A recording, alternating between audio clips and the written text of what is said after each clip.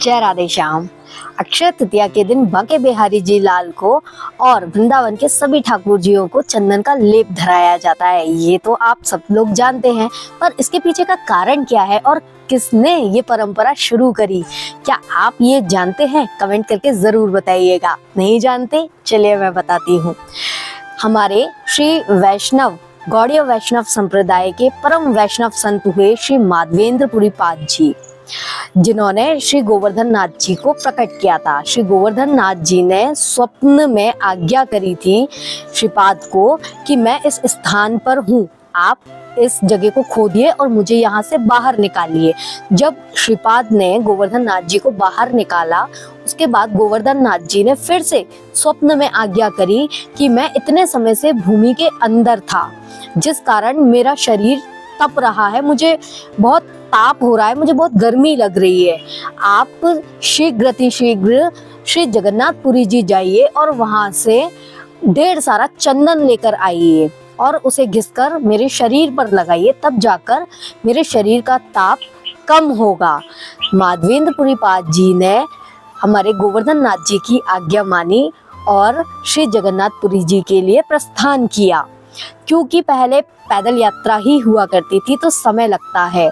जब श्रीपाद जगन्नाथपुरी जी पहुंचे, उन्होंने वहां से ढेर सारा चंदन एकत्रित किया, लकड़ी के काठ एकत्रित किए और सभी वैष्णव जनों के साथ वापस जब गोवर्धन जी के लिए आ रहे थे, तभी रास्ते में श्री गोवर्धन नाथ जी ने रात्रि में फिर से श्रीपाद को स्वप्न दिया कि आप जब तक यहाँ पर आएंगे बहुत समय लगेगा, मेरे शरीर में तो बहुत ताप हो रहा है। आप एक काम कीजिए कि वहाँ पर जो गोपीनाथ जी का मंदिर है, आप ये सारा चंदन घिसकर गोपीनाथ जी के शरीर पर, श्री अंग पर लेप कर दीजिए। तो श्रीपाद ने कहा कि यदि मैं गोपीनाथ जी के श्री अंग पर चंदन का लेप करूंगा तो आपको शीतलता कैसे मिलेगी, आपके श्री अंग का ताप कैसे जाएगा? तो गोवर्धन नाथ जी ने कहा कि गोपीनाथ जी में और मुझ में कोई भेद थोड़ी है, हम तो एक ही है। आप वहां चंदन सेवा करेंगे और यहाँ मेरा ताप दूर हो जाएगा।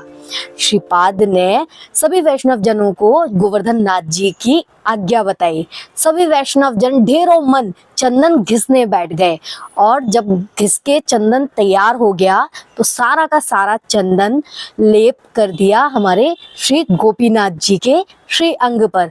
ये वही गोपीनाथ जी हैं जिन्होंने श्री माधवेंद्र पुरी पाद जी के लिए खीर चुराई थी, तभी से इनका नाम खीर चोरा श्री गोपीनाथ जी पड़ा। जब श्रीपाद ने गोपीनाथ जी को चंदन सेवा अर्पित कर दी, उसके बाद रात्रि में फिर से गोवर्धन नाथ जी ने श्रीपाद को स्वप्न दिया और कहा अब मुझे बहुत अच्छा लग रहा है, मुझे बहुत शीतलता मिल रही है, मेरे शरीर का ताप भी कम हो गया है। तो सभी वैष्णव जनों ने बधाई गाई कि प्रभु का ताप कम हुआ है। अब हुआ क्या कि जब चंदन सेवा गोपीनाथ जी को हो गई, गोवर्धन नाथ जी को हो गई, तो जैसे एक बालक होता है ना, जो दूसरे बालक के पास यदि कोई खिलौना देख लेता है, उसे वो अच्छा लगता है तो अपने मैया बाबा से जिद पकड़ लेता है कि मुझे तो वैसा ही खिलौना चाहिए। उसी तरह हमारे वृंदावन के सभी ठाकुर जी और वृंदावन के बाहर के भी सभी ठाकुर जी अपने अपने गोसाई जियों से जिद कर गए कि हमें भी उनकी तरह चंदन का लेप धराइए। क्यों? क्योंकि हमारे भी शरीर में ताप हो रहा है, हमें नहीं पता, हमें भी चंदन का लेप लगाइए। और जिस दिन श्रीपाद ने, श्री माधवेंद्र पुरी पाद जी ने चंदन का लेप गोपीनाथ जी को धराया था, वो दिन था अक्षय तृतीया का। तो सभी ठाकुर जी मचल गए उसी दिन। फिर क्या था, सभी ठाकुर जियों को चंदन का लेप धराया गया और तभी से ये परंपरा आज तक चली आ रही है। क्योंकि अक्षय तृतीया तो सभी लोग मनाते हैं, अब तो हम भी अपने घर में लड्डू गोपाल जियों को चंदन का लेप लगाते हैं, सेवा करते हैं ताकि हमारे ठाकुर जी प्रसन्न हो। लेकिन ये परंपरा किसने चालू की थी, कैसे हुई थी, ये भी हमें जानना जरूरी होता है ना।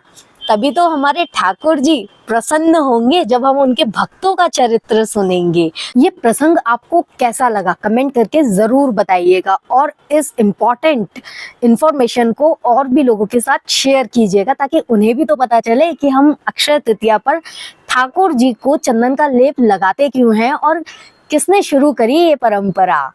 ये प्रसंग यदि आपको पसंद आया हो और ऐसे ही और भी इंटरेस्टिंग प्रसंग सुनने के लिए हमें फॉलो करें, हमारे चैनल को सब्सक्राइब करें, वीडियो को लाइक करें। धन्यवाद। राधा रमन लाल जी की जय हो।